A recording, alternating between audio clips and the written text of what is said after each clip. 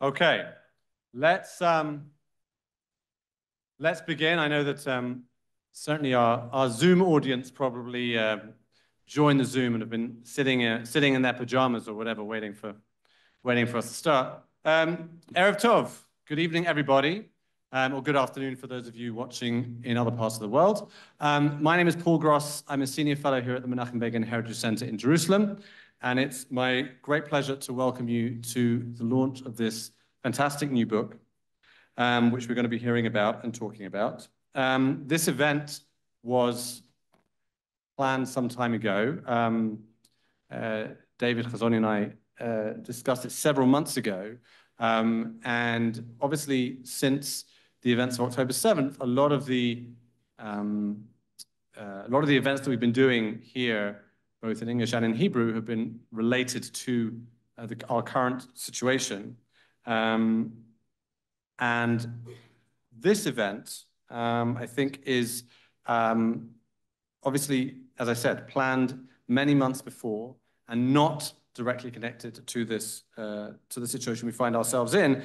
But I think that not only does the current situation not absolve us of the responsibility of thinking and talking about the future, but also this war, I think, has shown us just how interconnected the Jewish world is and how what happens in Israel causes not just ripples, but actually, if you ask some students on certain campuses, tidal waves in diaspora Jewry. So this is as good a time as any to be talking not just about Israeli priorities and the Israeli future, but Jewish priorities. And I think the brilliance of this book lies not only in the brilliance of the writers involved, although also that, of course, but in their diversity. And David Hazony has really done an unbelievable job in finding different Jewish writers who have something profound to say and profoundly different from one another.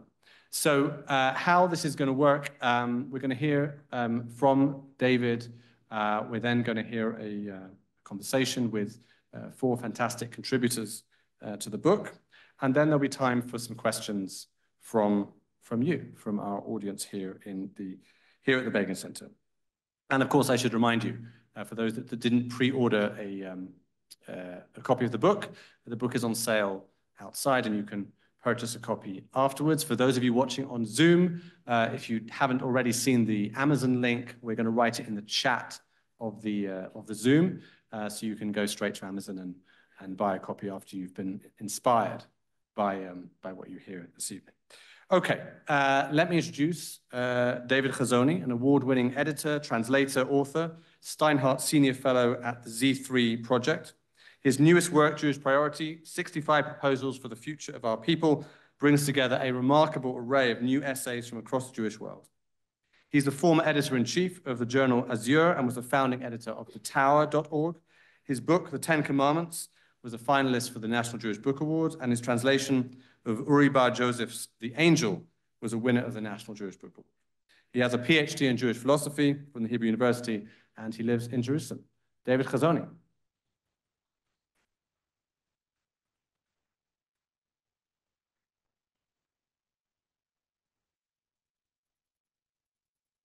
Thank you, Paul. Thank you, everybody. Really happy to, yeah, excuse me. Apologize for my post-flu voice. I'm sure all of you have a post-flu voice of your own. I want to say especially good morning to those of you in California watching on Zoom, and midday on the East Coast and anywhere else you may be.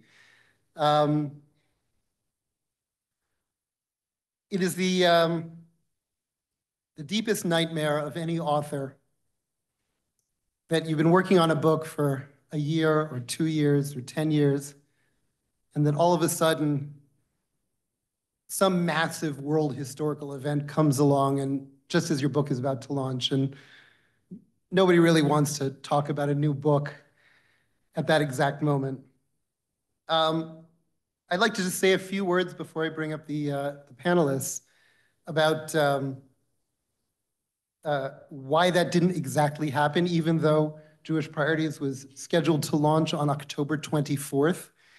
And yet all of our events happened nonetheless, despite the trauma and horror of October 7th, and maybe because of it.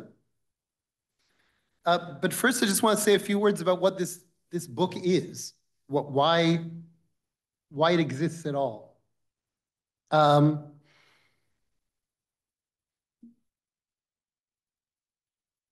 We're a people of books, and we have been for thousands of years.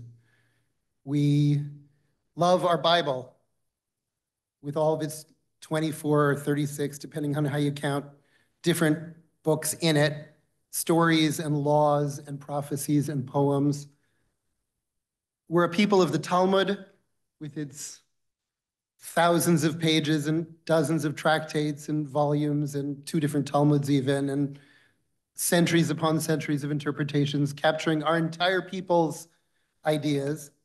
And then in the modern era, we sort of splintered into a million smaller books. Individual writers, individual thinkers, and novelists, and playwrights, and scholars, and polemicists, each one pushing in a different direction. And at a certain point, I think it was around 2020, in the height of the COVID lockdowns, when the publisher Adam Bellow and I had little to do other than talk about books, that the idea came together of an anthology that would encompass somehow the entirety of our people, as absurd as that may sound. But the idea of, that the Jewish people as a whole we talked about peoplehood, and we like to make all sorts of statements about peoplehood, but in our minds, in our ideas, we were either focused on the sub-peoplehood units, our denominations, our communities, our political movements, or on the super, beyond the level of our people, on the universe, on the world, on the true political ideology for man, or moral ideology, or more mundane yet more important things like the best cookbook and so forth. But nothing that went as far as the level of our entire people or stopped at the level of our entire people. So we said, what would it be like to have like a Thanksgiving dinner where the whole big family comes, including that cousin that you despise, but everyone's there because you have to be, because that's what being a family really is. What if we were to have a book like that with like left to right and ultra-Orthodox to ultra-secular and Americans and Israelis and other diasporas, and to have young influencers combined with sort of veteran power writers, and all of this together. And what binds them all together is that each one is speaking to the entire people. Each one is offering an idea, a priority for our people's future. The book came together much more quickly than I expected, and it still took a long time, but it was, we had planned on doing just 30 essays, and it kind of got out of control. And it would have kept going if the publisher hadn't said to me, hold on, 65 is quite enough. Any more than that, we're gonna have to raise the price point, and then no one's gonna buy it, so that's it. So numbers but we can retroactively find some symbolic significance to the number 65. That's what we Jews do. I haven't done it yet. The funniest thing about this book, though, is that all the essays were done by the end of December of 2022, which means that it was before the whole judicial reform protest exploded. And for the first 9 months of 2023, we were deeply worried that our book would feel out of date because it didn't talk about judicial reform and the whole controversy. And then came October 7th. Leave aside the fact that that worry disappeared all of a sudden. It was specifically the books that don't talk about judicial reform that suddenly became relevant again. I experienced October 7th like most of you, I assume, most Israelis. A few days of complete baffling bewilderment at the fact that there were actual terrorists and we had no idea how far they had gotten. after a few days of that, switching over into this sort of full-blown mobilization and war mindset, to see our kids serving and suddenly called up.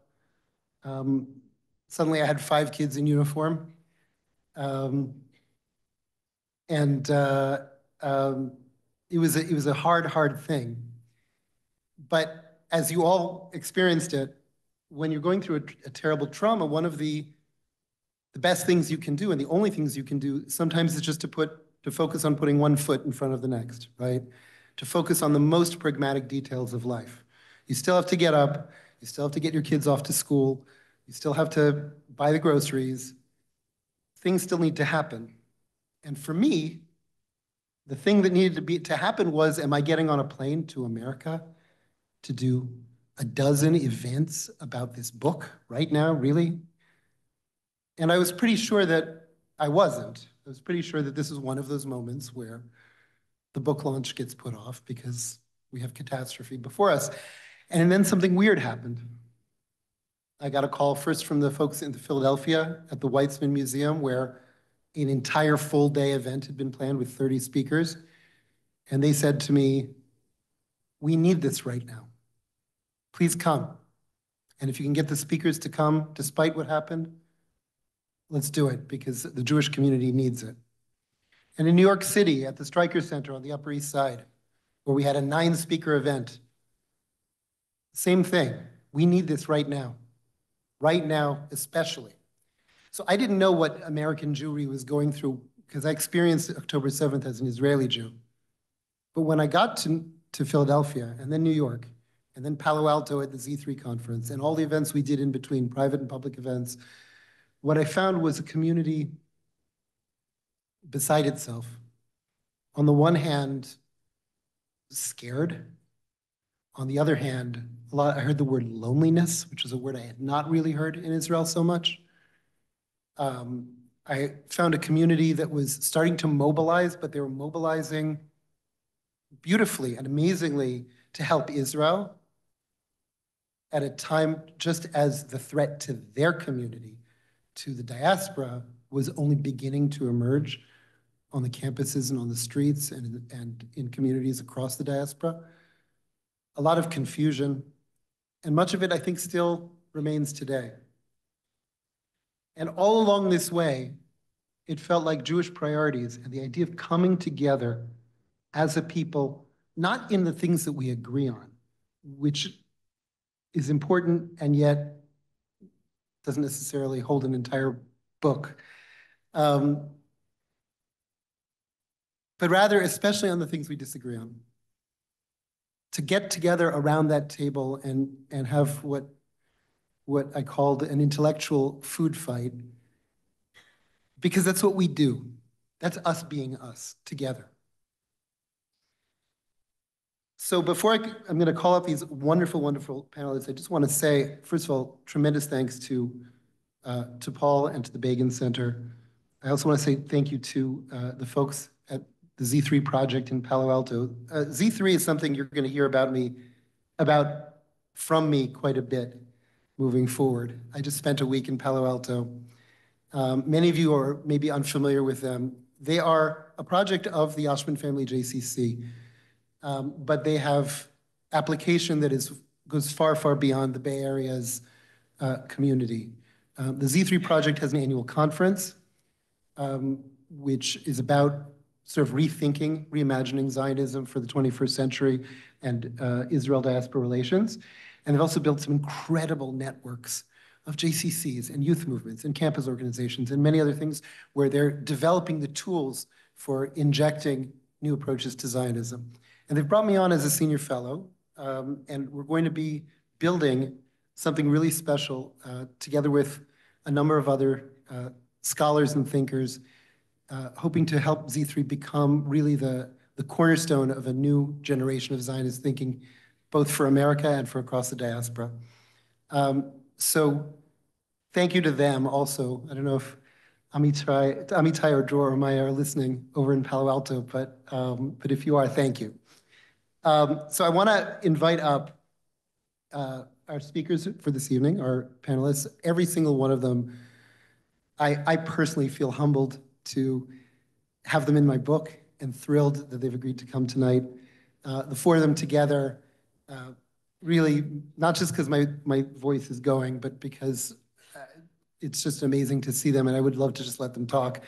Yossi Klein Halevi, come on up.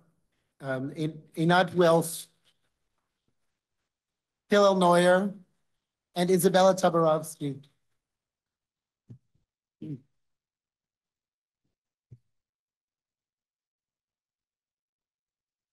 is there a chair for me? Okay. This is like...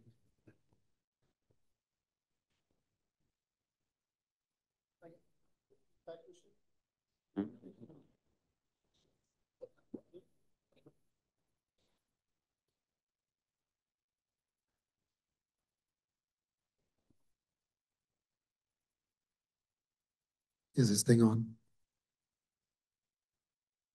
All right. So we're going to do basically 2 rounds, and then hopefully our panelists will disagree or agree and still feel a need to throw things at each other. I'll just introduce them all briefly, but you can all feel free to expand on what things that I don't necessarily know. Izabella is a scholar on the subject of the Soviet influences on modern anti-Semitism. Her essay in Jewish Priorities is on that subject, and it's really kind of amazing. And if you don't tell everything that's amazing, I'll add things so that everybody knows. Your current institutional affiliation, you're at the Kennan Center? Kennan Institute at the Kennan Wilson Institute. Center. Thank you, sorry. Hillel Neuer is the CEO and president of UN Watch in Geneva, which is an organization that I've been following for many, many years since we knew each other way back when he wrote essays on legal issues for Azure, the journal that I edited. On judicial reform. No, we were like in this thing back in like the late 90s, early 2000s, dealing with Aaron Barak's judicial revolution. We knew all about it. And then Hillel became the director of this amazing organization called UN Watch, which, unlike the rest of us who watch the UN and just like leave our mouths open in horror when it comes especially to human rights issues, the Human Rights Council, UNRWA, and the rest, Hillel actually monitors and takes them into account, holds them to account, and calls them out. And since October 7th, many of you know, his work has been just incredible, testifying before Congress last week. Einat Wilf, former member of Knesset, also a long, many years dear friend, also an ex-Azure author. And most recently author of the collection of essays, We Are All Zionists, and before that, The War of Return, which is exactly about refugees and the Palestinian-Israeli conflict. And Yossi Klein Halevi, who probably requires no introduction, and yet, and wrote for Azure. No, really, the only one who didn't write for Azure is Izabella, and we're still working on her. Yossi wrote, I now know this isn't your most recent book, but the book, Yossi wrote a book many years ago called Memoirs of a Jewish Extremist, which moved me to tears because it was really covering a period a little bit before my time, but being a Jew in New York in sort of the early mid-70s, and dealing with questions of Jewish pride and questions of how to handle fundamental sort of spiritual problems that American Jews were going through. But then over the course of several books, Yossi really explores the spiritual side of things in many different ways, whether in like Dreamers or in Letter to a Palestinian Neighbor. And I would love to know what you're working on now.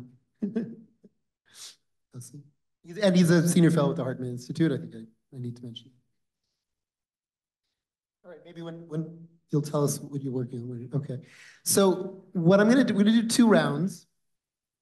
In the first round, I'm going to ask each of the authors to pretend for a moment that October 7th hadn't happened, because that's the mindset we were in when we all wrote our essays, and to talk a little bit about what you wrote about and why it may be more important now than it was at the time you wrote it. Because I think it's true for all of your essays, that it's actually more important now than it was at the time of writing.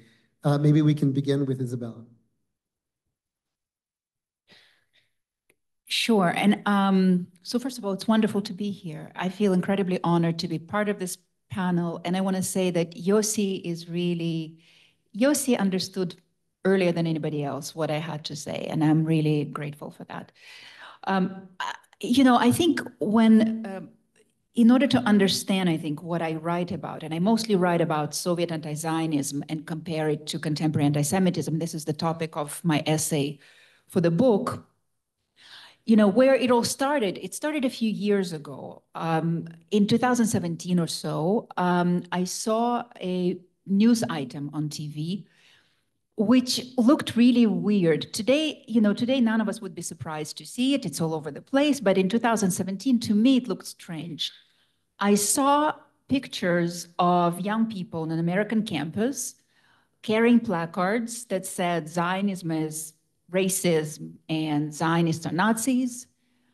And it really confused me very deeply. And I called my dad and I told him about it. And I said, and Dad, they say that that they're not being anti-Semitic, they're just being anti-Zionist. And my dad burst out laughing and he said, well, this we've heard before. And I thought, wow, we have heard this before. Now, who are we? We are Soviet Jews who emigrated from the Soviet Union in 1989, 1990, at a time when all the Jews were leaving the workers' paradise. We became Americans, American values, work hard, get to the best school, and you'll get ahead. And we thought we left the anti-Semitism behind. And it was really not until 2017 that I thought about it for the first time. And I began tracking it, and I realized that there had been a massive, massive international campaign that the Soviet Union conducted, starting with 1967, to demonize Zionism and Israel. It was conducted truly pushing these ideas to the global left and to the developing world. And it was conducted using the same slogans that we're hearing today. Again, Israel is an apartheid state. Israel is a reincarnation of Nazi Germany. Israelis are conducting a genocide. Sounds familiar, right? So all of it, a lot of times people think all of this is new, but all of it is already in Soviet literature as of 1967 onward. And so I started writing about it. And in some ways, it was hard to, and this was the topic of my essay. And my essay revolves around a correspondence. I started looking at, what were the channels to which the Soviets pushed these ideas out. And so I took like a micro view, it's correspondence between the Soviet ambassador to the United States in Washington, D.C., his correspondence with his superiors in Moscow, 1970, 1971. He is writing to the Ministry of Foreign Affairs in Moscow. America is beset by Zionism. Zionists are everywhere in America. There are these Jews, they are in Congress, they are in, wherever you look, they're in the media, they're in banks, and they're all pro-Israel. And this explains why we can't get anywhere with our Soviet interests. Zionists are against us, and they're right here. And so the ministry writes back to him and says, well, better get to work. You need to uproot the Zionist influence. So you need to work with progressive Jewish organizations, and you need to create cleavages between them and Zionist Jews, and you need to create cleavages between Zionists and non-Jews in the United States. And he says, yes, of course, I'll work on that. So, we don't know how much influence he specifically made, but this was just a small glimpse into the campaign. And so, this is just to help you understand, the slogans and the motifs and the explanatory logic of contemporary left, of contemporary anti-Israel left, is precisely that. It's like it repeats it to 99%. The only thing so far that I've discovered that doesn't repeat Soviet slogans is From the River to the Sea. So they've made one innovation. So I think that it's really crucial to understand this. I really began screaming about this as soon as, for the last several years, I think approximately every article I've written and every speech I've given has been about how dangerous this rhetoric is. And it was very hard to get people to listen to this before October 7th. Why? Because everybody was distracted by the questions of, is anti-Zionism really anti-Semitism or not? Which anti-Semitism is worse, left or right? And so we were all kind of in this, you David, are using the phrase food fight. So we were in this food fight about that. And then October 7th happened, and I don't feel like I need to be convincing people as much anymore, but it's becoming even more relevant because this rhetoric is all over the place. And so my argument to my people is that we need to understand this past, because without it, we really can't understand the present. And then, therefore, we can't figure out what to do for the future. I think one of the things, there's several things that become very clear once you understand this history. One is that when a society or institutions adopt anti-Zionism as their policy, anti-Semitism follows inevitably. So the two may not be the same in theory, but in practice, they always they're always the same. What's happening today with American Jews, it almost makes me want to cry to see it. It's so eerily similar to what Soviet Jews underwent in 1970s and 80s. So this gradual disappearance from public square, the closure of certain spaces, of academic spaces, of certain professions, the gradual reduction of ways in which you can express your Jewish identity. It's all happening now. And I have to say, I did write about it. It was just hard for people to hear and to understand. And now people see it and hear it. And I'll conclude on this, another point I think that becomes clear when you understand this history is that we are not dealing with slogans that were invented by some idealists in Berkeley, California, okay? We are dealing with a really sophisticated set of ideas. The entirety of the Soviet apparatus was brought together to produce it, right? It was produced by the KGB and the Central Committee of the Communist Party. But they had the resources of the entire state at their hands, financial resources, academic resources, think tankers, media, right? So when people ask me, well, give me 3 points, give me an elevator speech. If I'm with an Israel hater in an elevator, and we go from the first floor to 14th floor, how can I convince him in these 10 seconds, to not be an Israel hater? It's not going to work this way. We're dealing with a sophisticated set of ideas. We need to take it seriously. Better PR is not going to help us. So I'll finish here. Thank you, Izabella. Yeah.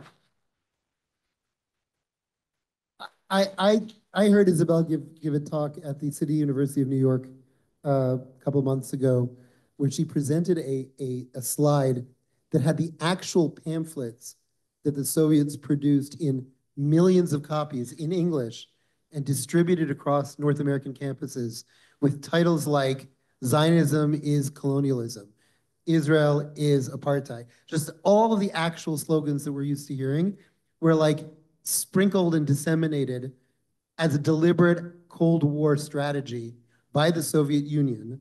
And the kids who read those pamphlets are today the professors and the esteemed emeriti and all of these award-winning scholars are the same people who were directly influenced. So it's not just a parallel, there's a causal relationship. Or to put it another way, we're the only people left on Earth who are still fighting the Cold War.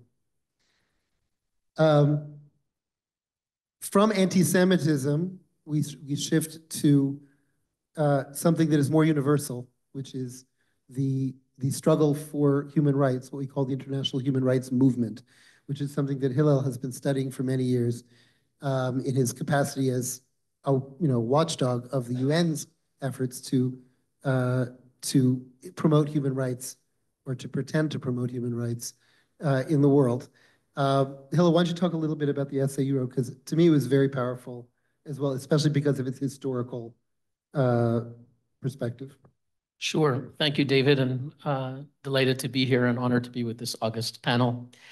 I think it's good to have the segue to talk about Soviet anti-Zionism, to talk about the United Nations, because that had a tremendous impact on the UN, and I've benefited from your very important writings. One of the important books that I read when I joined UN Watch 20 years ago next month was A Dangerous Place by Patrick Moynihan, which is a brilliant memoir about his time as ambassador in New York to the United Nations for less than a year when the Zionism is Racism resolution was infamously adopted in December 1975. And there were two famous speeches. Israelis may know that of, at the time, Ambassador Chaim Herzog, who tore up the resolution in two, like his father had done here in Jerusalem when the white paper was adopted, I think in front of Yeshurun Synagogue here in Jerusalem. He tore up the white paper. So that was Chaim Herzog tore it up and gave a brilliant speech, but Ambassador Moynihan gave a brilliant speech as well, helped in part by Norman Podhoretz and others who were helping him for a few days before. Yeah. So in his book, he's very mindful of the role of the Soviet Union in pushing the Zionism is Racism resolution, which has poisoned the UN and our discourse, and led us down to, that was 1975. It was repealed in 91 when the Soviet Union fell, but then was revived with Durban 2001. And then the large human rights groups like Amnesty and Human Rights Watch, about 2 or 3 years ago, each came up with their 200-page reports or 300-page reports accusing Israel of being an apartheid state, which has tremendous impact on the young people today who immediately after October 7th, when they ran on campuses and saying Israel's evil, one of the major influences was the leading human rights groups of the world publishing these reports saying Israel is apartheid with hundreds of footnotes. It's all nonsense. It's all a lie. But that had the impact. And there's this UN special rapporteur on Palestine. Her name is Francesca Albanese. She's anti-Semitic. She said 10 years ago on Facebook, she used to work for UNRWA, surprise, surprise. She's an Italian lawyer. She worked for UNRWA, and she wrote 10 years ago, she was trying to fundraise on her Facebook page. She said, the Jewish lobby controls America. America is subjugated by the Jewish lobby, and Europe is subjugated by Holocaust guilt. So this is Francesca Albanese. She also says the Nakba, the Palestinian suffering of 1948, 49, which they call the Nakba, the catastrophe, that's like the Holocaust.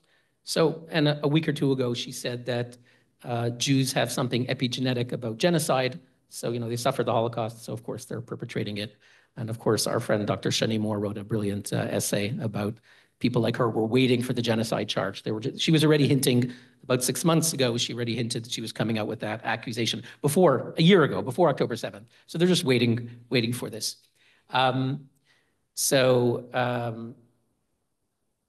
Yeah, so Francesca Albanese, she said a year or two ago in an interview, and I'm forgetting the Italian, but she said, these two groups, Amnesty and Human Rights Watch, came out with these reports saying that Israel's apartheid, and she says, the Italians will forgive me, it's something like, hanno liberata la parola. She said, they liberated the word. She looks heavenward, said, they liberated the word.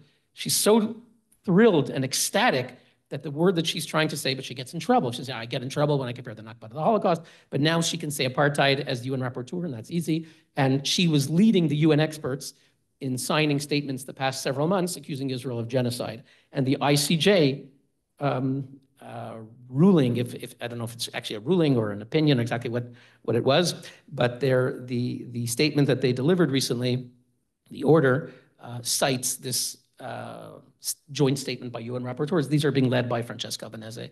So anyway, the Soviet Union had a very pernicious effect with the Zionism is racism lie cooked up in the Soviet Union and brought over to the UN. So let me say a few words. People here mostly know me for my work at UN Watch fighting anti-Israel bias, which unfortunately keeps us rather busy. In the past 6 months, since October 7th, past 5 months have been horrible. Things that the Secretary General has said, like it didn't happen in a vacuum. I'm not justifying, but it didn't happen in a vacuum, and then he justified.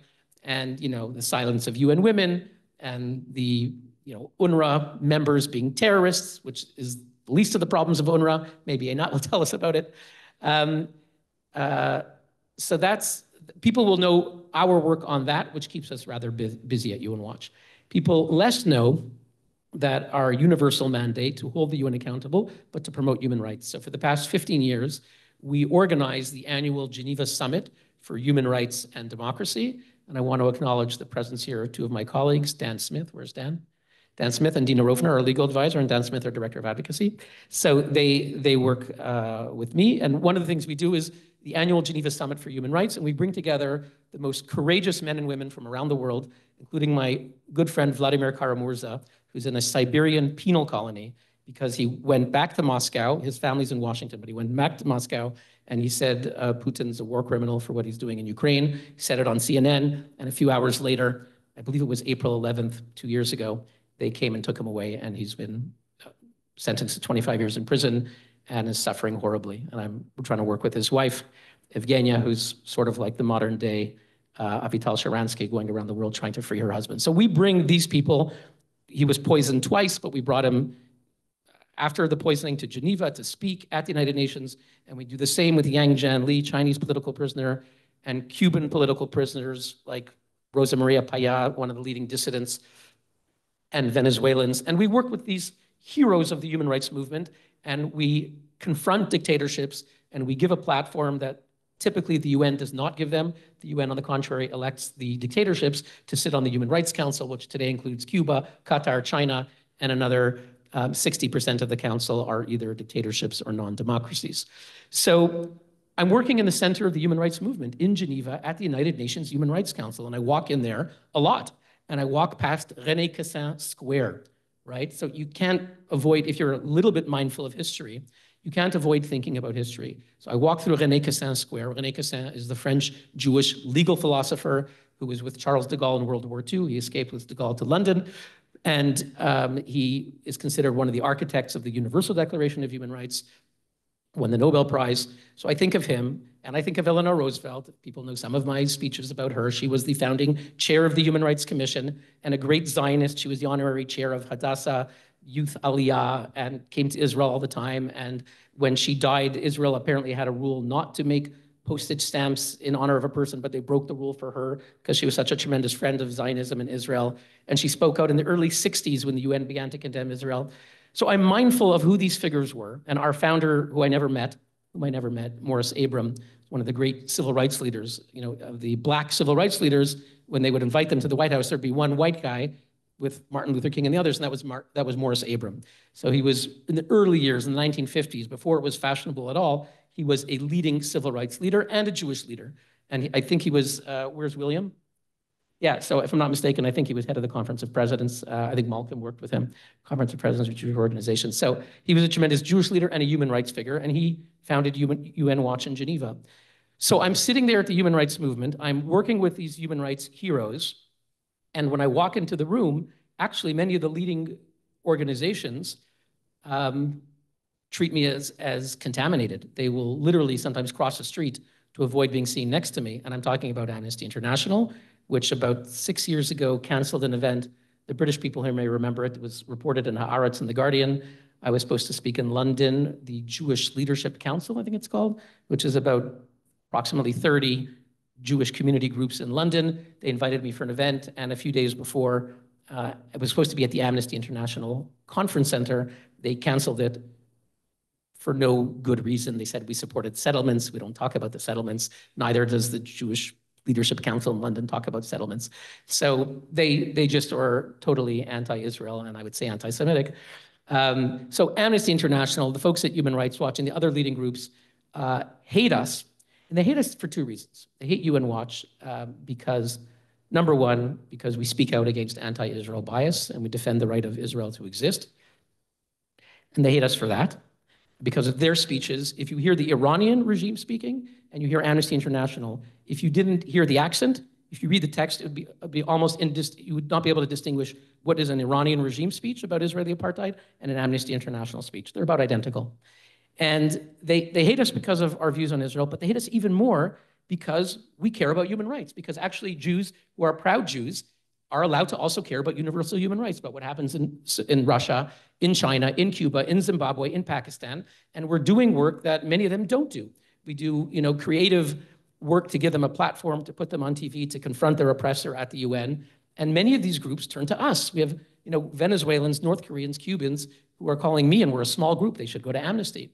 So they hate us even more because we're in the human rights space. And so my essay tackles this odd situation where the founders of human rights at the United Nations were actually not only many of them Jews, but actually proud Jews, not the ashamed Jews in America who are in the human rights groups, people like Ken Roth, who could be, was it Howard Jacobson wrote the book? I forget what the book is called, someone will remind me.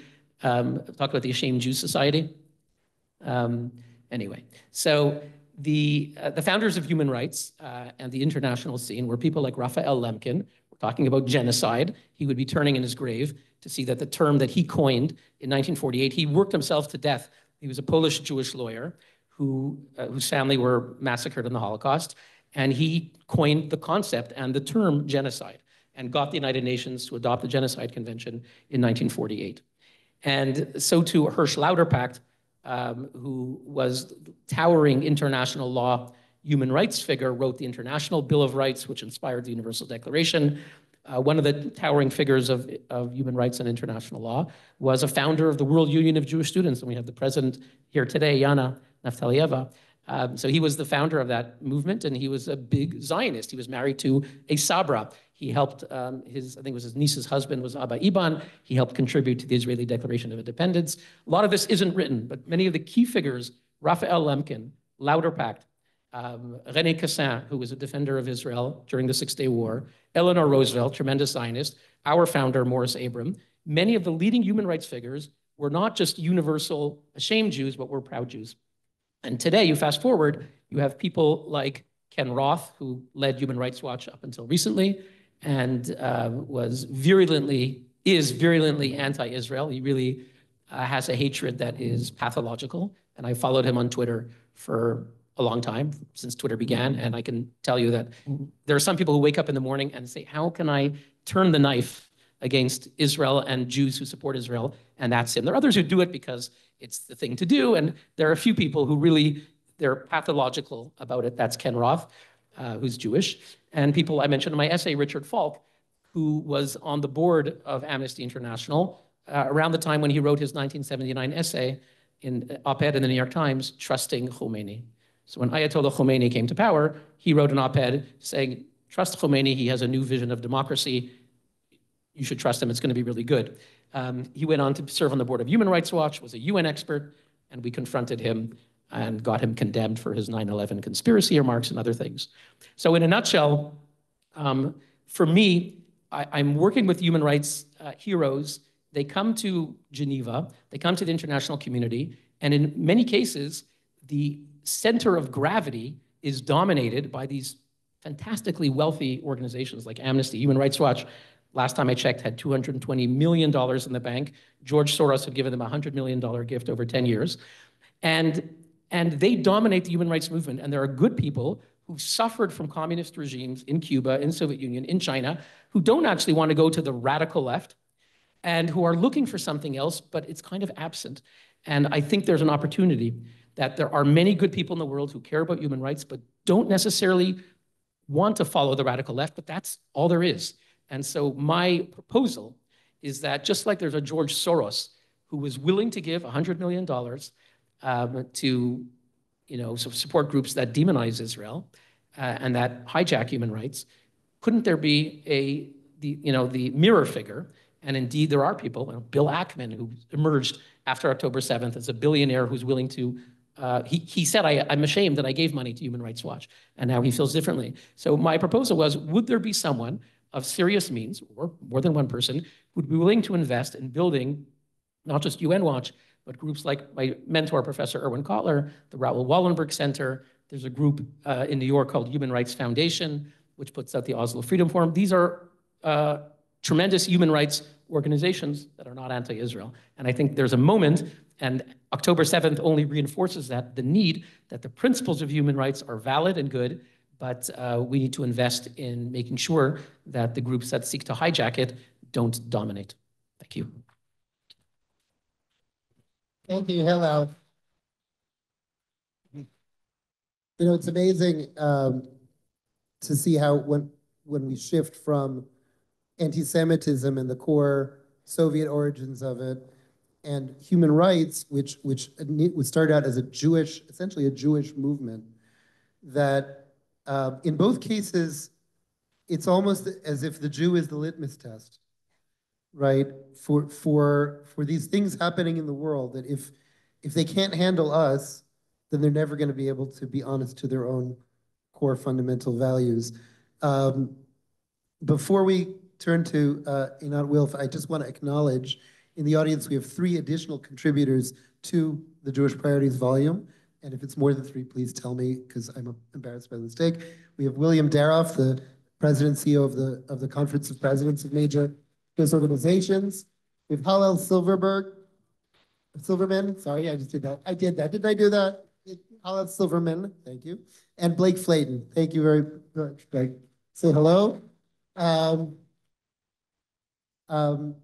So we talked about the people who hate us. We talked about more people who hate us, but in the context of you know, this is they hate us just because of our particular, and they hate us because of our universal. But Einat, you actually wrote an essay that's much more inward about sort of what it was like to teach early Zionist thought to a group of college students in Georgetown University. Maybe you could talk a little bit about that and how it connects to everything, especially post-October 7th. Certainly, and it's a real pleasure, honor, wonderful project. So,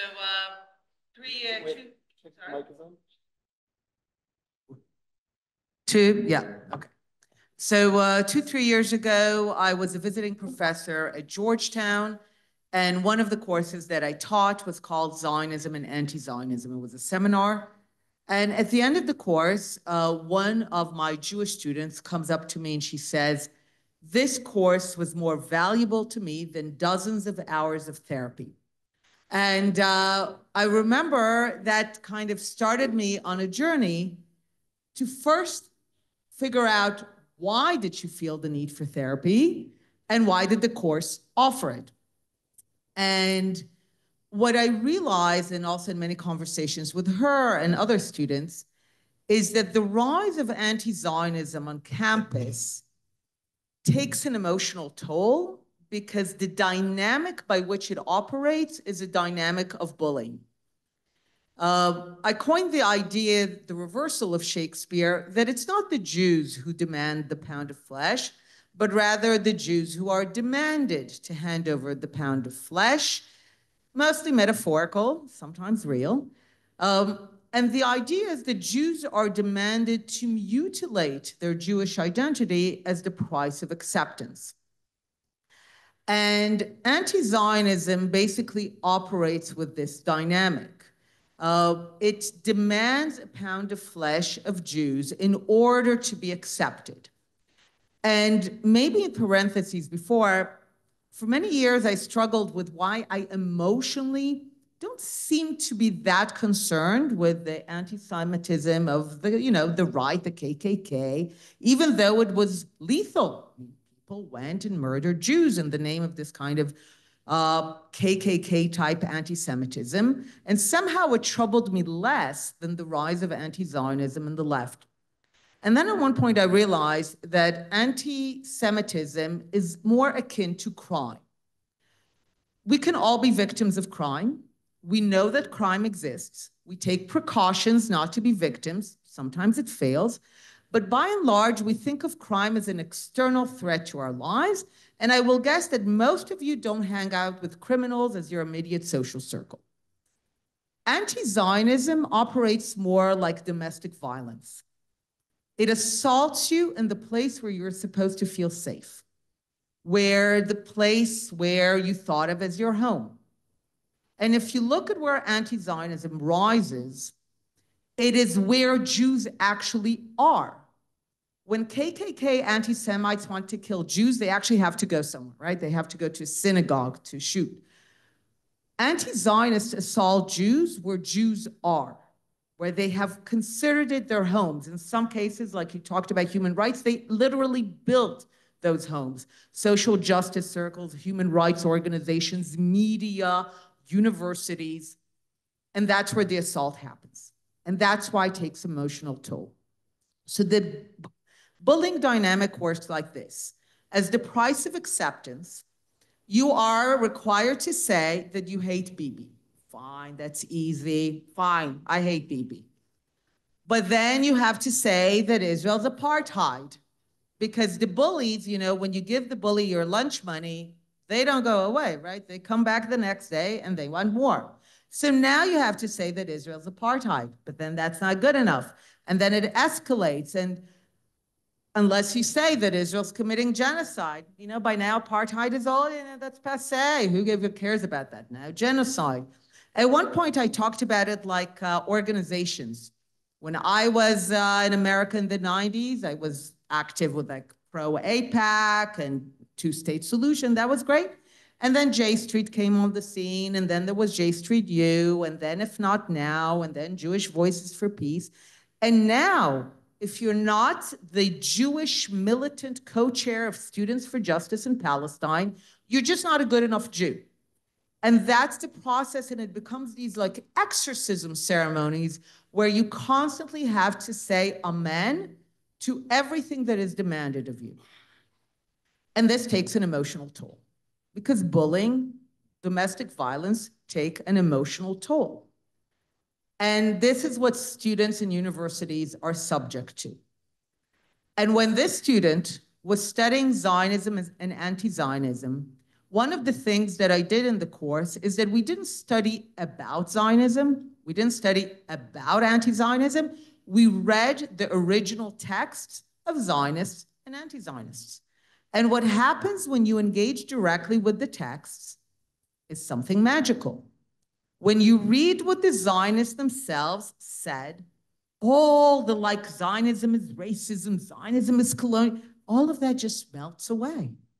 You see a bunch of Jews struggling to figure out how to face modernity, how to deal with the massive dislocation and changes that is modernity. And they try communism and Bundism and assimilation and Zionism, which is one of many ideas. But you really begin to see it in the context of Jews just trying to figure out how to be Jewish and live in modernity. And when you read the anti-Zionist texts directly, any notion that this is just an innocent idea also fades away. And the sinister undertones really emerge.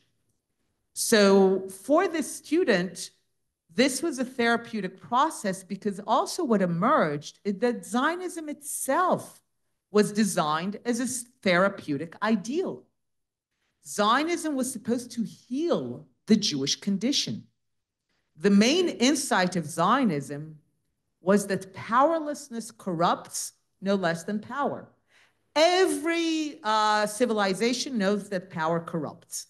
You'll read Chinese and Hindu and Roman texts, and they will all tell you that power corrupts.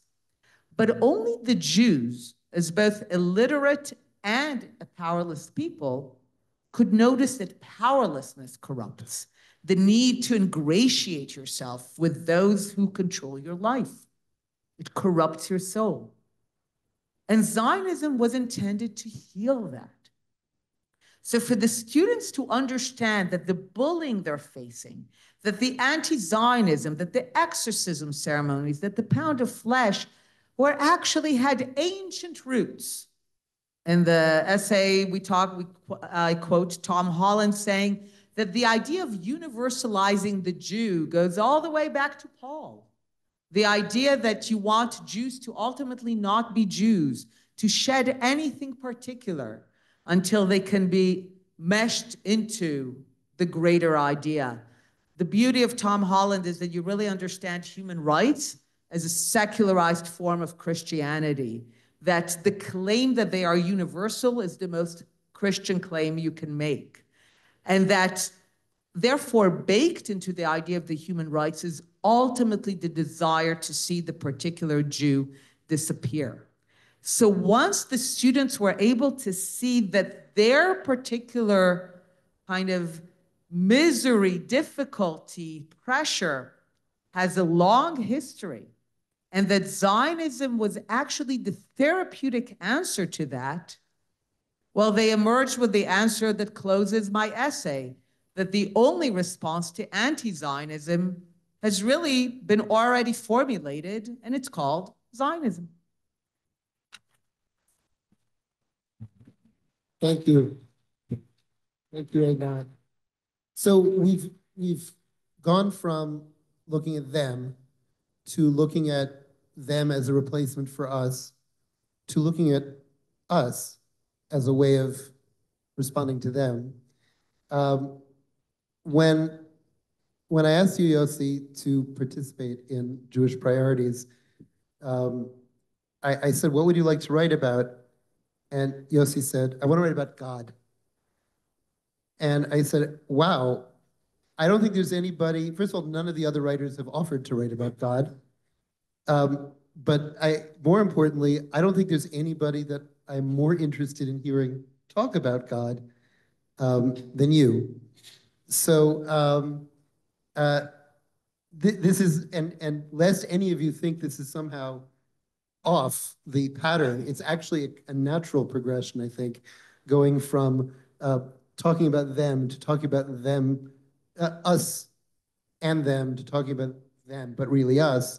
And now we're going deep, deep to us alone. Thank you. Well, David, I was wondering how you were going to manage that segue. That was really impressive. But first of all, Mazal Tov, it's a beautiful project, and you've given the Jewish people a gift. So thank you. And really honored to be with the three of you. You guys are out there defending the integrity of the Jewish story in so many courageous ways. So thank you. Yeah, and now for something a little different. The proposal of my essay is to create an institution that would be a new kind of a Jewish center for study. I wouldn't even call it a yeshiva. Something that I think might have once existed in ancient Israel, a center where spiritual seekers, in those days they called them prophets, would come to study the techniques of encountering the divine. And the late Rabbi Aryeh Kaplan wrote a very important book called Meditation in the Bible, in which he lays out the linguistic clues that we missed in Tanakh about what actually happened in what the Torah calls the schools of the prophets. And so here we are back in the land. And the idea of this proposal is that we need to reconfigure how we understand Jewish study, because what we've done is import the model of exile, the yeshiva of exile for the last 2,000 years, and centered study around Talmud. And I think that it's time to reconfigure and to think about the centrality of God in Jewish life.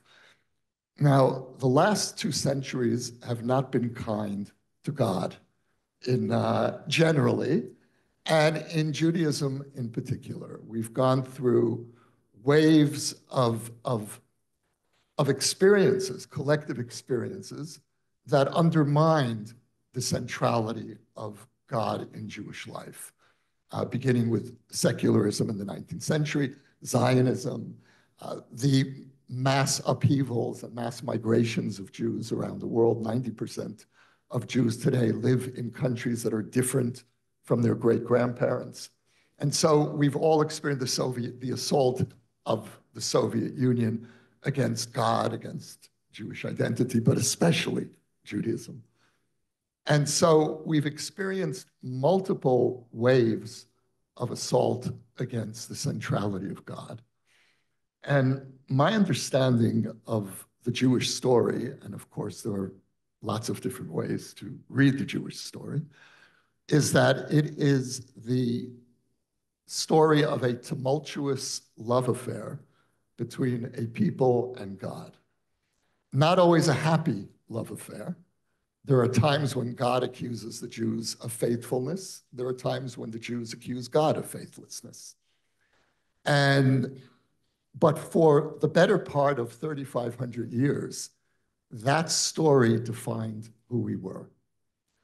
And in that sense, the last 200 years are something of an anomaly.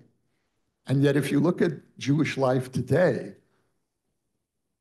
we're about so many interesting, important issues, Zionism, Tikkun Olam, Talmudic study, halachic observance. And none of those are really about trying to know God. Even halakha and even Torah study, it's about serving God. And that's a crucial part of the spiritual life. But what we've lost in the last few hundred years is, and the last real movement to embody this was early Hasidism, is that the search for knowing God, the conceit that a human being can actually bridge the abyss between our mortal lives and the eternal, is in fact central to how Judaism evolved for millennia. And the notion that we can be a whole or intact Jewish people and somehow live around this idea that there are some people within Judaism who are committed to trying to know God, or at least to see whether that's possible, whether millennia of testimonies by mystics in all the religions, all the great religions, that it is possible to know God, is true or not. And a religion is defined by those of its people who are committed to the task of trying to make God real in their lives and in the lives of the people. And in a way, it's strange for me to be speaking about this publicly because this has been a crucial part of my inner life for the last 40 plus years since moving to Israel. And in my public Jewish life, I speak about the issues that we're all speaking about. And I'm much more comfortable in this conversation publicly. And because there's something about the quest for God that is private, not secret, but for it to have integrity, it needs to be private and not necessarily paraded on stage. But I felt the need to write this essay for exactly the reason that you noted, which was that I thought it was a fair assumption that no one else would be writing about God in a book about Jewish priorities. And so I felt, by default, somebody had to do it. And you're just going to have to stop me at some point because once I start going on this, it's hard to, we're speaking about the eternal, the boundless. It's hard to put a boundary on talk about God. But there are two reasons, I would say, for why I feel we need I call it a kind of a Jewish ashram for want of a better term. We need a Jewish term for this. And the very fact that we don't have a Jewish term for even conceiving what this kind of institution would be shows how deeply the search for an intimate relationship with God has been displaced from our consciousness. And so I have two motives for proposing this institution. The first is practical, and the second is conceptual. Practically, there are tens of thousands, maybe more, maybe hundreds of thousands of Jews who, beginning in my generation in the 1960s and 70s, began turning east. And when I began getting interested in God, I didn't feel I had anywhere in Judaism to go. And I tried. I thought at one point of becoming Haredi, and it didn't work. And so I got interested in the East, where they're really, in Hinduism in particular, where the God quest is central, and where the notion of an ashram is natural to life in the East. And we have lost, really, I think, hundreds of thousands of some of our best spiritual seekers, because there's no place for them in Judaism. If you're a serious seeker of God, you basically have Breslev. I love Breslev, but I can take Breslev in limited doses. And if you're not prepared to buy the whole package of Breslev, where do you go really? Chabad once, but I think Chabad has moved really in a different direction. And so there really is there's no real address in Judaism for a spiritual seeker who wants to immerse in God consciousness. And so that's the practical reason, is to figure out how do we begin speaking to a lost generation.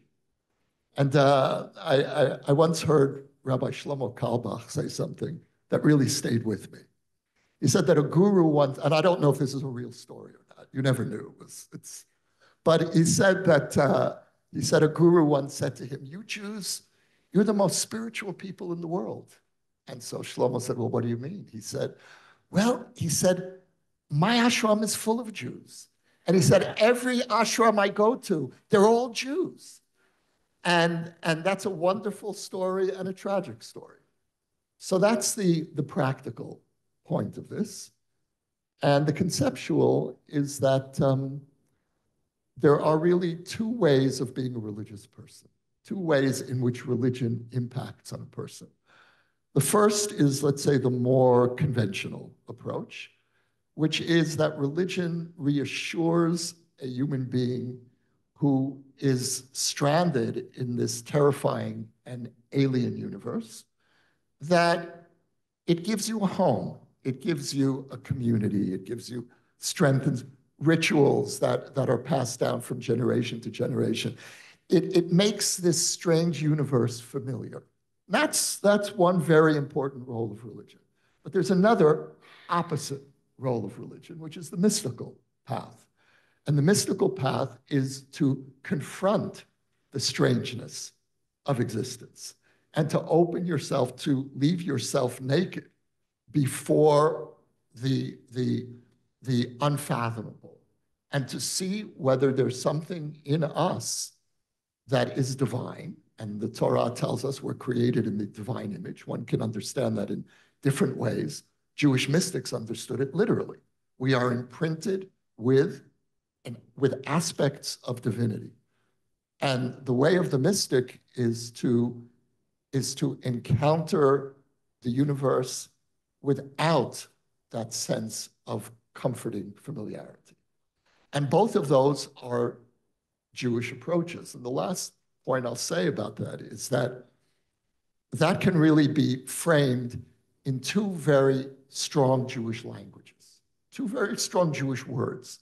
The first is Hamavdil, and the second is Echad.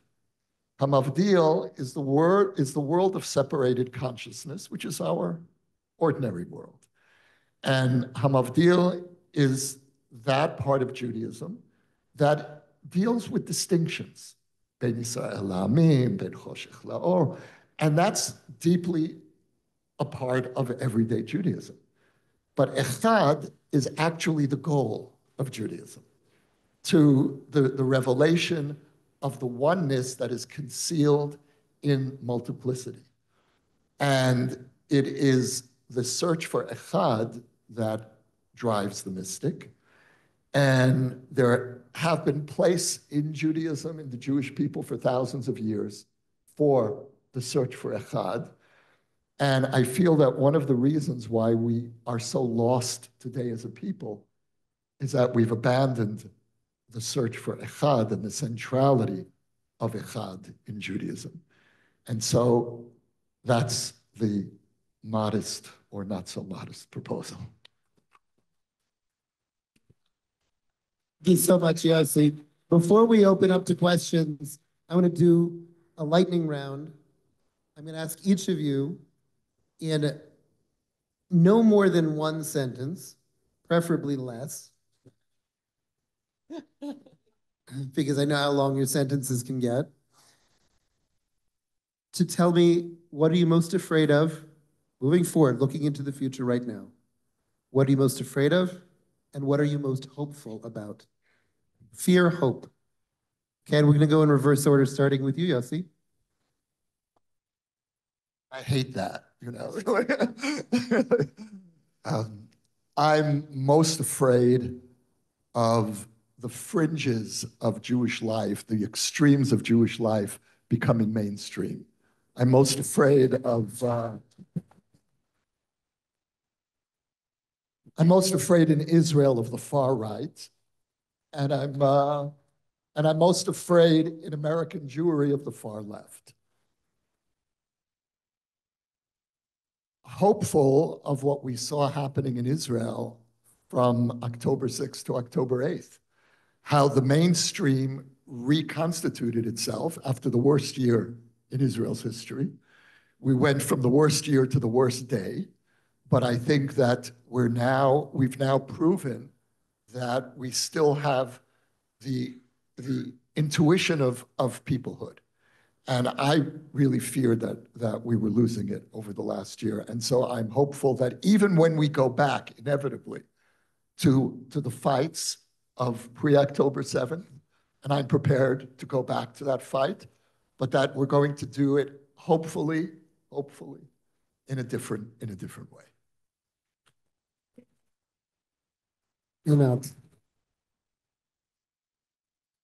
So related to that, my greatest fear is that we will miss the moment of after October 7th for transformation and positive transformation.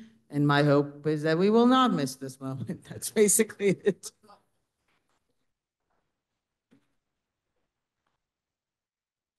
My fear over the past few months has been just the very physical fear of anti-Semitism. My hometown is Montreal. I've got some good friends here from Montreal. We've had violence there, Molotov cocktails and shooting at schools, Jewish schools. So there's been a very real physical fear, and everyone who lives in the diaspora has felt that, as people in Israel obviously feel it as well. That is a real fear. So the anti-Semitism is more raw and more real than we've ever seen it, and it's scary. We're all scared. And the hope is, the October 8th Jews. I mentioned one, Bill Ackman. I'm not an expert on him, but he's someone who was giving money to Human Rights Watch, which was demonizing Israel. I don't think he really knew that, but he said, I'm ashamed of that. And now he stood up and uses his tremendous platform to fight against anti-Semitism at Harvard and other places. So he gives me hope. Danielle Haas is someone who worked at Human Rights Watch for 12 years as an editor. She wrote this public letter calling out Human Rights Watch for their anti-Semitism. And I've met people in America and Florida, someone who's Israeli, who never was involved in Jewish issues, and now she's totally mobilized, trying to help the movie-making world, defend Israel's image and stuff like that. So these people who have returned to being proud Jews and standing up, that gives me hope.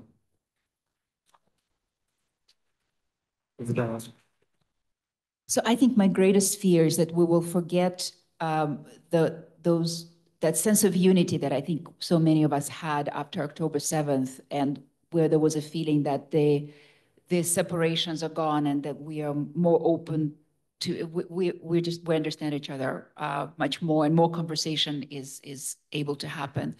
My greatest hope, I would say, is actually the young Israelis. You know, I'm new in Israel, relatively speaking. I've been living here for 4 years. When I see what Israelis are doing, how they've stood up to defend the country, it's such a sharp contrast, I think, to what we see in the United States. It's the young people who have a sense of purpose, who understand something so deep and so important, and I have a lot of hope connected to that. Me? I hadn't planned on answering my own question. It's true. Fair enough. Fair enough. My greatest fear is that we will revert to our old habits once the crisis is past. I think that we are living in a time where obviously Israelis have been shown a tremendous, we call it an intelligence failure, that there was something very rotten in the systems that were protecting us. I think the same is true for the diaspora, though they haven't said it as explicitly. That all the defense organizations, that American diaspora Jews woke up to discovering that they had been wrong about fundamental issues of their own strategy of survival. And there is a tremendous need for rethinking around the Jewish world. And that if people don't take advantage of that moment and fundamentally invest in the ideas development side of things and the ideas battle the way the Soviets did against us, then we're simply going to revert back to old habits. My hope, similar to what Izabella said, my hope comes from my kids. My hope comes from talking to young Israelis, many of whom have seen battle and have served, and who didn't necessarily, and even if not in the IDF, but who mobilized, and the incredible passion and determination and coherence of purpose that I think has inspired the great majority of Israeli grown-ups. And my hope is that that inspiration will go far beyond the borders of Israel, and that Jews around the world will take inspiration from young Israelis to pull together and to focus their energies and to fight the battles that are going to be hard and are going to keep coming for a long time. I want to thank Izabella Tabarovsky, Hillel Neuer, Einat Wilf, and Yossi Klein Halevi. We're going to go to questions and answers with Paul's help. Okay, can I take one of the cordless mics?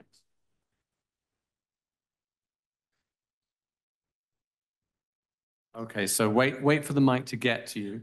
I'm going to give it in time-honored fashion. Please make your question a question with a question mark at the end, and not just a statement that sort of inflects slightly up, just an actual question. Okay, yes, gentleman there with the Moshe, with the beard. Yeah. Hi, it's working? Yeah. Okay. I want to get back to the book, if I could. My name is Moshe Dan, by the way. When I saw the advertisement for your book, I asked myself, what are my Jewish priorities? Which I think that's where I wanted to ask you something I wrote about today, which was published today, in the Arutz Sheva website. Jewish sovereignty. Is that a Jewish priority? And the reason I ask that question is because I think we need to have that kind of discussion, and we're not. And this is really the Moshe, foundation. can I ask, just to clarify, do you mean something more than just, because we've talked about Zionism, something more than Zionism meaning Jewish sovereignty? Jewish sovereignty a Jewish priority? It's a simple question. Jewish sovereignty. Okay. So, whoever wants to take. Okay. Oh, thank you, Moshe. Is Jewish sovereignty a Jewish priority? I personally think it is. I confess that we could have easily had an essay in the volume that we don't have about Jewish sovereignty, particularly sovereignty, not just Zionism, you know, from a therapeutic perspective, but very, very specifically on the notion of what is, and is there such a thing as Jewish sovereignty beyond simply the Jews having a state of their own? And is there a religious element to sovereignty? These are powerful, powerful questions, which I hope to address in a future volume. I will take the moment. Can I plug the future volume? Go for it. Okay. We will be publishing a new volume, hopefully by the end of this year, called Young Zionist Voices. This will focus entirely on younger authors. It'll be paperback. We'll have events with younger people who are younger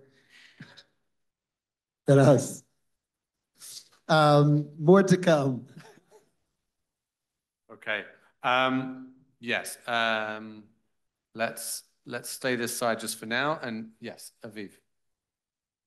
Hi. A younger voice, by the way.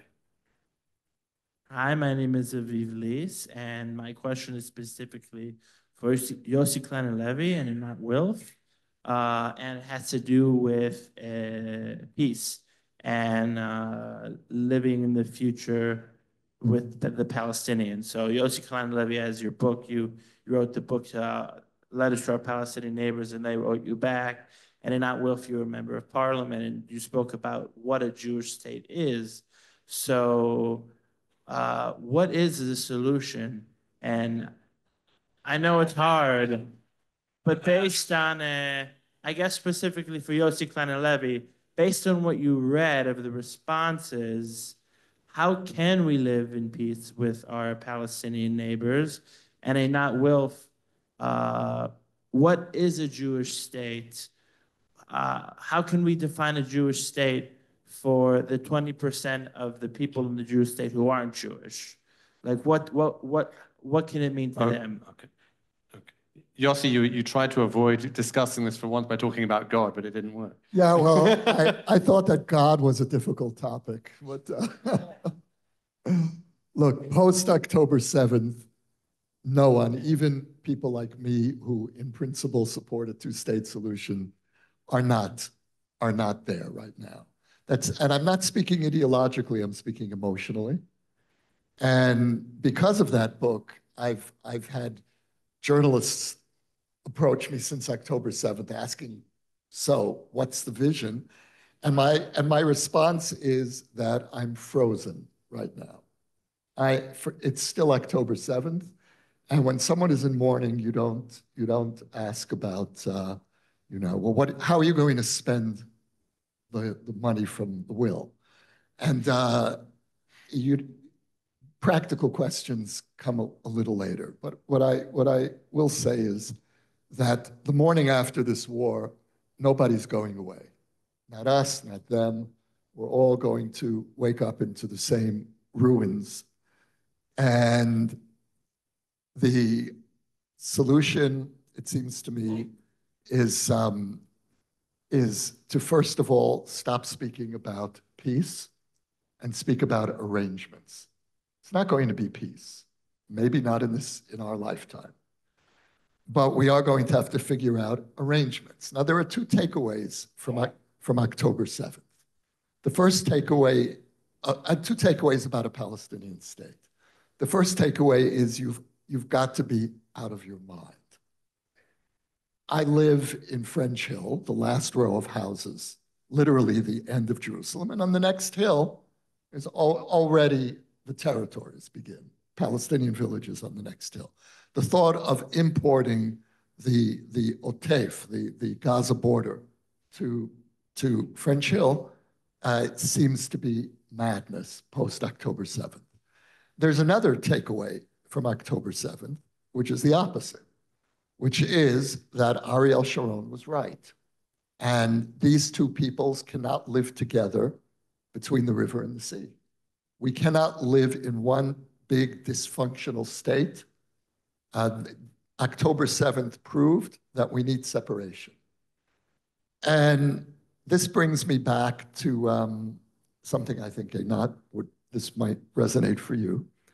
The early years of the Oslo process, there were two camps that supported Oslo. There was Shimon Peres, who spoke about peace, and there was Rabin, who spoke about separation. Rabin never spoke about peace.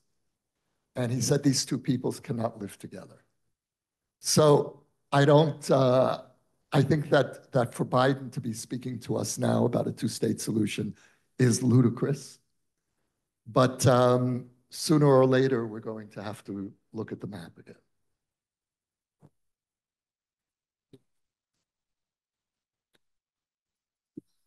I'm sorry. So this is related actually also to the previous question, because this is the core of everything. The Jewish sovereignty. This is the conflict. The conflict, once you go into it, has never been about occupation or settlement or all those things. It was fundamentally about a very simple question. Can those around us accept Jewish sovereignty in their midst? That has always been the conflict. Everything else is details.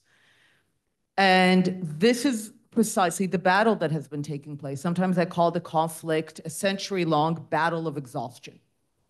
They're trying to exhaust us to give up on the idea of Jewish sovereignty, because Jewish sovereignty is a theological challenge and a sociological challenge to the idea that the only kind of acceptable Jew is meek, powerless, defenseless.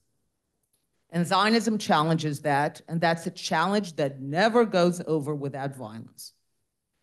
And so that was the battle. When people say, what was Sinwar thinking? Didn't he know that the might of the IDF will be on him? He knew what he was doing. The attack was during the Jewish calendar.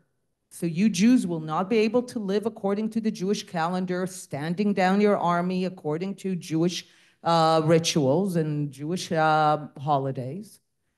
And I will make sure that you are defenseless. They first take out the defenders of the kibbutzim, and then you will be sent back to the shtetl. You will be defenseless, you will be butchered, and you will see that a century of building Jewish sovereignty were useless.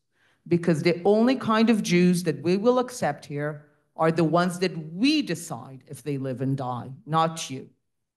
And around the world, Jews will be endangered by the Jewish sovereignty. And the Jews will begin to think that they are better off without a Jewish sovereignty. That is the battle, and we're still in the midst of it. And I can't say that they're losing. We are in the midst of the battle. And they are indeed Jews that are answering a question, which is Jewish sovereignty is not a priority. If sovereignty endangers Jews, and this is what the purpose of the attack of October 7th was, then no, then we don't want it. And this is a deep question that I'm sure a lot of us were fearful to admit. And I have colleagues who are saying, if a Jewish state will require endless and escalating violence, not worth it. Because that's exactly how the battle of exhaustion is working, to get us to give up on this massive theological challenge that Jews can be upright, equal, sovereign, in charge of their own fate. And what are we trying to get them to be exhausted by? To just let us be. I was recently in LA and I gave a talk, and one of the people from the movie industry comes up to me and he says, look, they have great slogans. Intifada revolution, from the river to the sea, very exciting. We just sit there, Am Yisrael Chai. I was like, it's like, I got a slogan for us. I was like, sure. He says, leave us alone. And I thought that it was like, that's actually pretty good. Because that's actually what we want, right? Just leave us alone. The whole idea, give them the territory, get out of Gaza. Like underneath it all was just leave us alone. We just want to, we just want to be the Jewish state. I have this talk of like, what is a Jewish state? And I end 3,000 years of Judaism by saying that the Jewish state is the one state in the world where we get to argue about what is the Jewish state. And this is why during judicial reform, I was never for a single moment concerned for our democracy, because Israel's a democracy because it's Jewish, not in spite of Jewish. Like we rest on the Jewish argumentative tradition. Jews will not have a dictatorship. Whatever they're gonna have, that's the one form that they're never gonna have. So this is my definition of the Jewish state. I think this is at the core of the battle right now. Do we give a resounding yes answer to the question of whether a Jewish sovereignty is a priority? And October 7th was very much designed to get us to question that.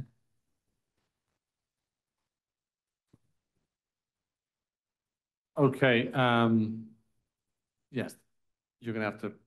I'm giving you some exercise. The lady there with the hand up and yeah.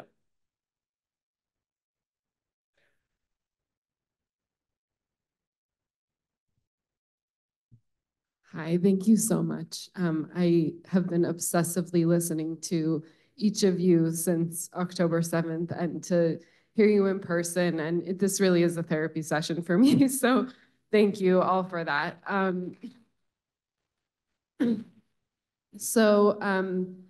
I guess on the topic of Jewish priorities, as a mother of young children, basically newly immigrated to Israel in the last 5 years, like how would you speak to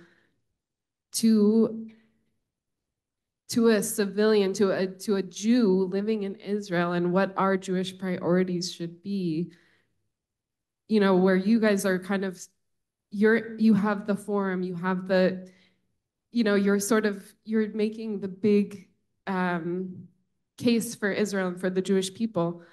Like I feel like sometimes lost in like, what should our priorities be as, like individuals? And then, so that's the question. And just as a side note, I have a name for your Jewish ashram, Yossi, which is Ohel.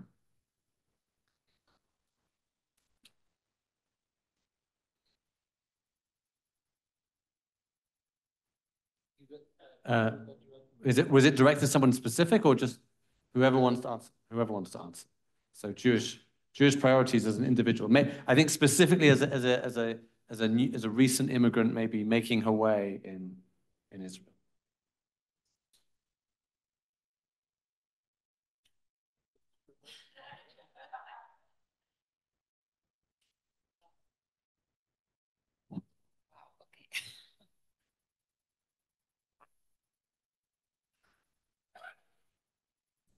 I mean, look, I think that one thing that I often think about is, I spend so much time, I'm here in Israel, but I spend so much of my time on social media, so in very different mental spaces, right? So I am here physically, but, I'm reading news about what's going on in the US, all the stuff about anti-Semitism, anti-Zionism, and it's, and it gets me upset or angry or indignant.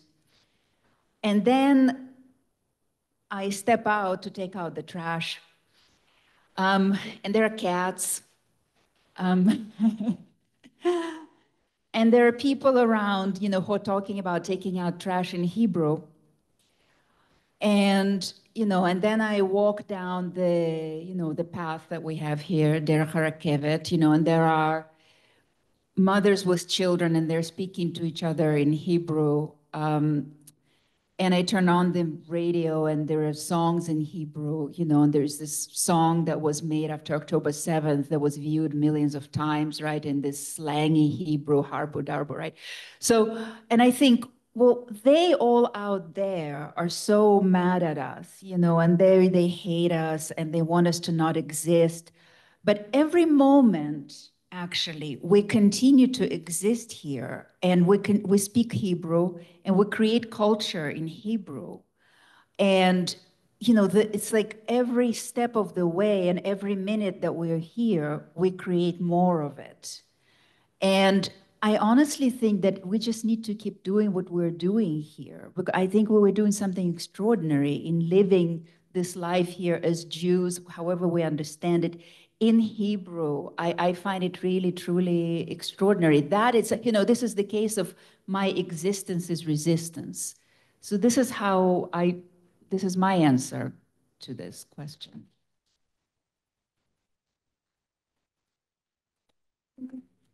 Okay, it's a lot of questions. We don't have an awful lot of time, but we'll take one from the front, maybe from one of your fellow contributors. Is that Blake there? Yeah. Hi there, long-time listener, first-time caller. I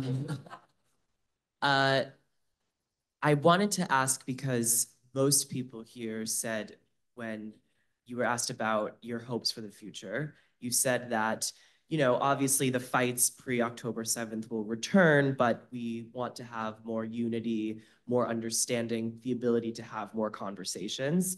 And I made Aliyah at a time when Israel was at each other's throats. And myself and a lot of young Israelis got caught up in it very deeply. And in our circles, we don't think it's possible that we are going to reach this stage of better conversations because we think, well, one side has to win. I think the judicial reform debate was a sort of smokescreen for much deeper issues in Israeli society, rather than just, constitutionalism. And so I want to know, my question is that possible? The honeymoon period after October 7th, where we had an easier time speaking to each other because we're both Israeli, is it possible that that's sustainable? Or is October 7th, in fact, a precursor to things getting much, much worse domestically? So, Blake, I made Aliyah in the summer of 1982, which was the beginning of the first Lebanon War, when we were tearing each other apart over war. That was the first and only time that we've ever done that. And, hi, I'm here, I've come home. And people were shouting at each other in the streets, and it culminated in a grenade attack against a Peace Now rally, and Emil Grunzweig, who I later found out was a distant relative, was killed. And it was a very traumatic period. And in a way, you can draw a kind of straight line from there going up to the Rabin assassination. It's kind of one era. And yet, we discovered that we can still function as one people. And I didn't know if we would ever be able to come together around war again. War had always united us, and now war was tearing us apart. So that gives a certain kind of historical perspective where this is a very resilient society. Now, I think that this past year was worse. I think, and partly for the reason you say, because it was a smokescreen, as you put it, for deeper issues, but also because it wasn't just an ideological fight. We've had ideological fights, but this is a fight where certainly people like myself felt we were facing corruption and indecency. And it wasn't just an ideological issue. And that makes it impossible to reach some kind of a civil discussion. But I think that post October 7th, at least my takeaway from this last year is that what we need to do is rethink how we navigate power, internal power. In other words, in the 1990s, when the left came to power, it unilaterally imposed the totality of its worldview on the other half of the country. And it did so without real majority support for Oslo. it was at the beginning, but certainly as the Oslo process went on, the government had to effectively bribe Knesset members from the other side to vote for Oslo. And the Mitsubishi of Goldfarb, as we put it. And so there was something, and then this government came to power and claimed, well, we have 64 mandates, and so we can change the most fundamental rules of democracy. Well, this government actually did not win the popular majority vote. It won 49% of the vote. And even if it had won 51%, you don't make such profound changes in the identity of the country that alienates the other half of the country. And so what we really need to do is think about new ground rules. First of all, we need new practical ways of, is it going to be through a referendum? If you want to withdraw from Judea and Samaria, it can't be a 61 member coalition. There has to be a more substantial majority. If you want to limit the power of the court to the point where the court is subservient to the government and we lose the last of our checks and balances, that also requires a referendum or a substantial majority in the Knesset. So that's the practical goal. But there's also a spiritual component to that, which is if we're really serious about being a family, how does a family resolve its disputes? It's not through power. Power is what you deal with your enemies. It's not how you deal with your family members, unless you're on your way to a dysfunctional family. And we were. This past year, we were. So I think that we've pulled back, and I do feel we're going to have a very different kind of conversation in a similar way that we pulled back after the Rabin assassination. And the country really did learn something. I won't overstate it, but we did learn something from that experience. And so I am hopeful. And I understand why you feel the way you do. I'd just like to say on this point that even during the height of the controversy, I couldn't help but notice that this is pretty much the only massive national demonstrations that I recall anywhere in which both sides waved the same national flag. And I think that, to me, that signaled something that was much more profound and unifying, because the entire country was mobilized by perhaps conflicting, but at least a belief in this flag and this nation and this project in one way or another. And I think that that's what suddenly emerged after October 7th to pull everyone together. There was something there beforehand that allowed October 8th Jewry to exist. Okay, I think we have time for one more question, okay? Let's go right to the back, the lady at the back there with her hand up very high. I apologize for those that didn't get their questions asked. There's always more questions than time.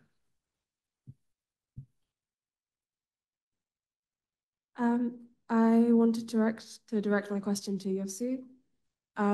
Specifically, I was wondering if you have maybe a footnote for your essay for secular Jewish readers, and if there's a relationship between the kind of two branches of religion which you specify between like the more halakhic religion and like the different and the echad, and these two states of existence in Israel of a religious Jewish realization of Jewish sovereignty and a secular Jewish sovereignty.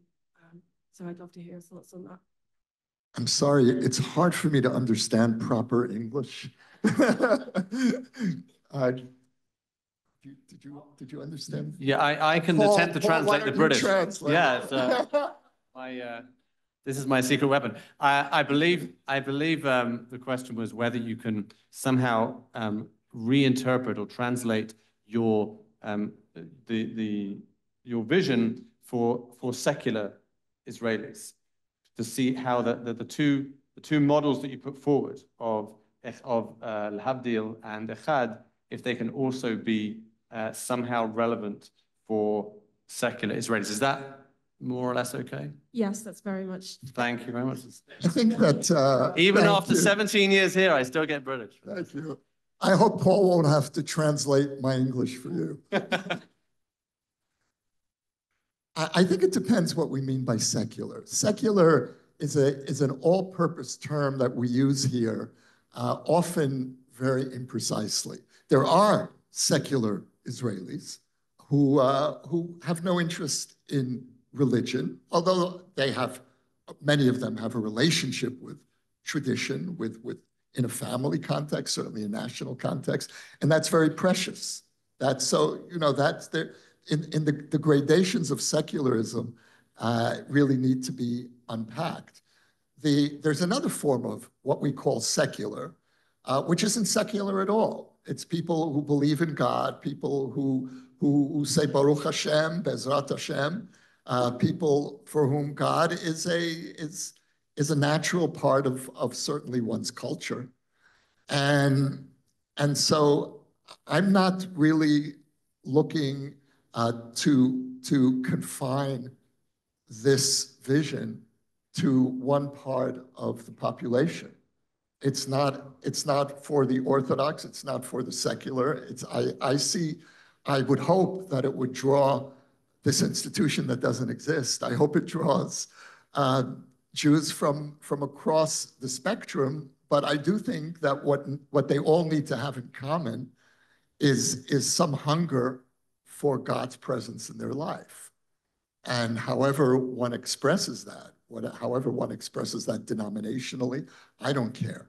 I have my way of expressing it, but that's my way. And I think that in this era of Jewish history, there is no one form of Judaism that can or should monopolize. And it's also impossible, because we're what you were saying about democracy certainly applies to how we live our Jewish lives today. And so I would envision a center where all kinds of Jews could come together, and everyone will figure out their own relationship with halakha, their own relationship with what do you believe, what don't you believe, and all within the shared premise that one can find a deep relationship to God in a Jewish language.